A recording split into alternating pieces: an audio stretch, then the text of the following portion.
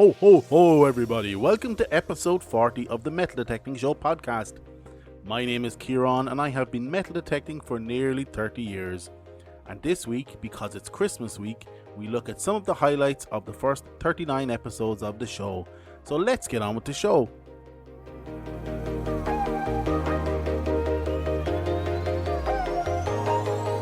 Hey everyone, before we start, I want to thank you for listening to the podcast. I hope you enjoyed the show this week, but before we begin, I want to give you the following information. If you want to give me feedback or interact with the show, please reach out to me on Twitter at DetectingThe or Instagram at the Metal Detecting Podcast. Or if you want to pop me an email to kieran@themetaldetectingshow.com.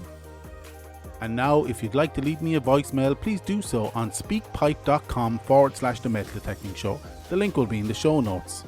If you'd like to buy me a coffee, you can actually do so now with buymeacoffee.com/metal detecting. And lastly, and most importantly, if you like this content, please don't hesitate to tell your friends and don't forget to hit that subscribe button.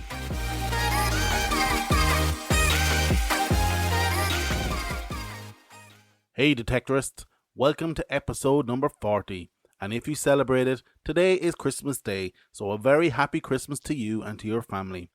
If you don't happen to celebrate Christmas, that's fine too. I wish peace and love to all mankind.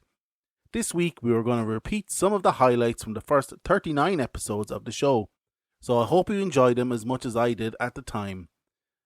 So to start, we go to my very first episode, and my first time ever recording myself. It's just totally cringe, and I apologise in advance for the sound quality. Hey everybody, my name is Kieran and welcome to the Metal Detecting Show episode 1. This week I want to talk to you about the top 5 beginner metal detectors on the market today. But the first thing to consider when purchasing your first detector is what you intend to look for.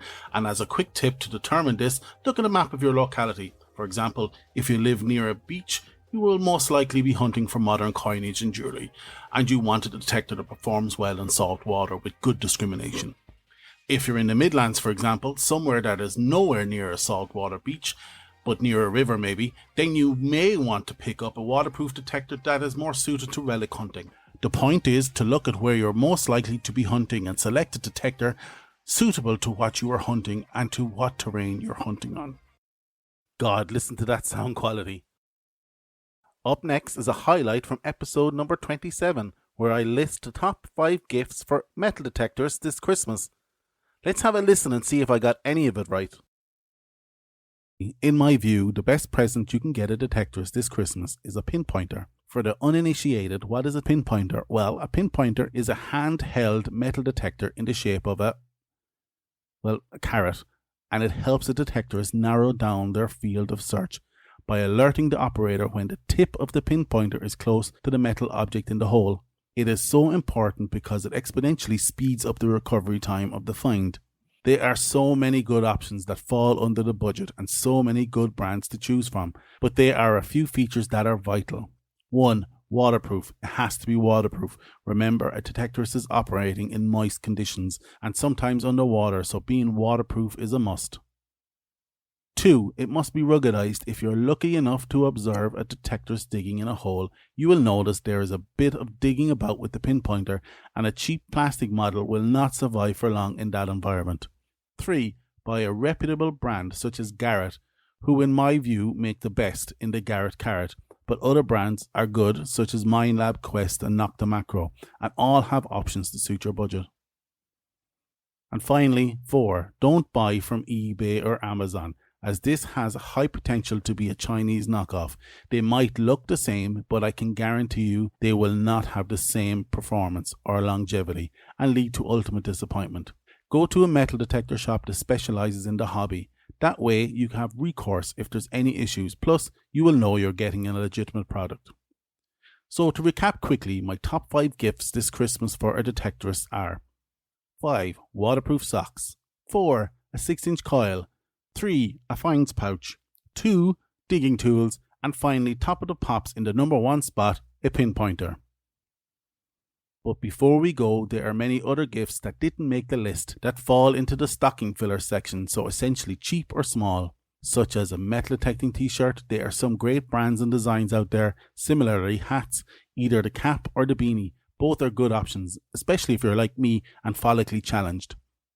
A Leatherman multi-tool, a battery power bank with torch, Bluetooth headphones, carbon fibre shafts, on and on and on.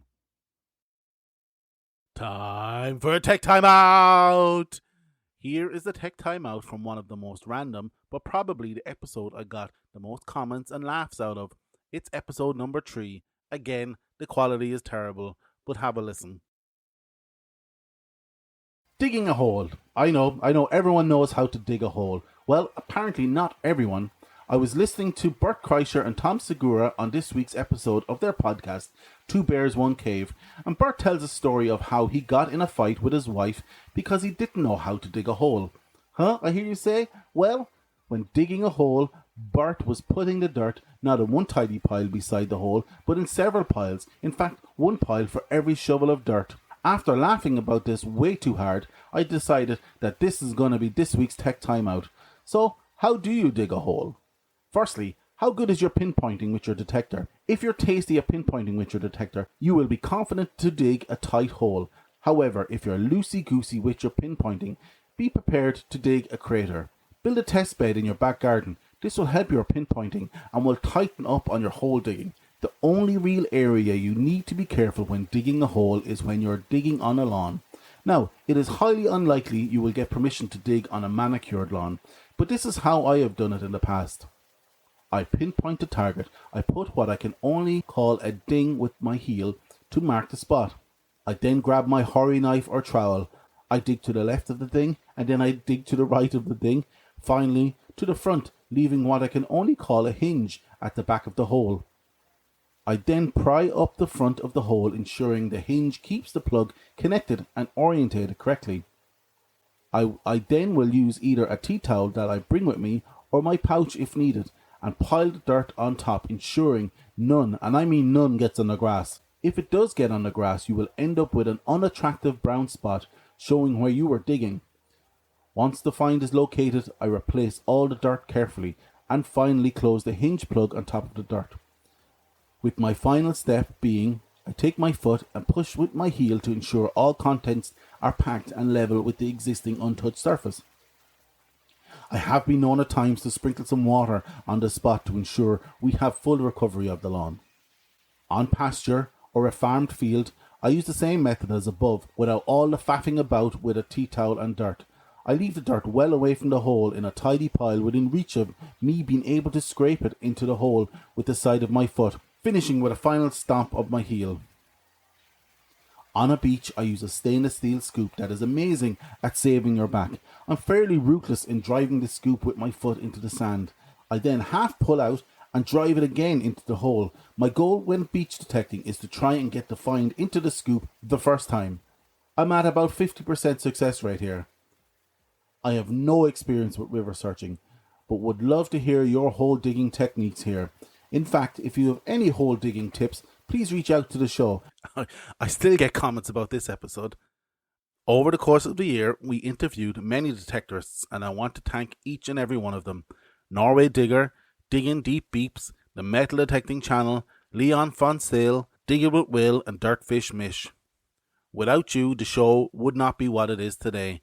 And finally, I want to thank all the people who have supported the podcast over the year, including, but not exclusively, to the following: Wayne Kelly, Declan Grace, Jerry from GD Zag, Tobias Duffy, and Ken Pease. And that's it for this week. I'm not going to bore you with any more knowledge or rubbish that I make up on the spot. You should be at home enjoying your Christmas day if you celebrate it. So once again, happy Christmas and a happy new year, and we see you all next week.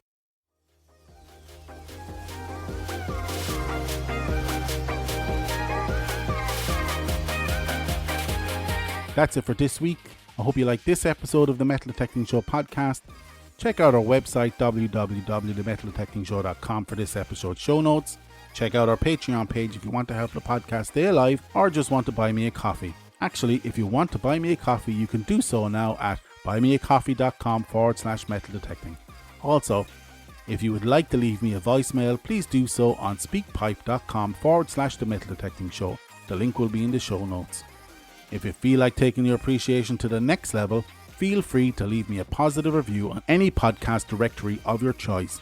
If you like this content and would like more, please don't hesitate to tell your friends, and don't forget to hit that subscribe button. Once again, I hope you've enjoyed this episode, and we will chat to you all again next week. Get out there, eyes down, and happy hunting.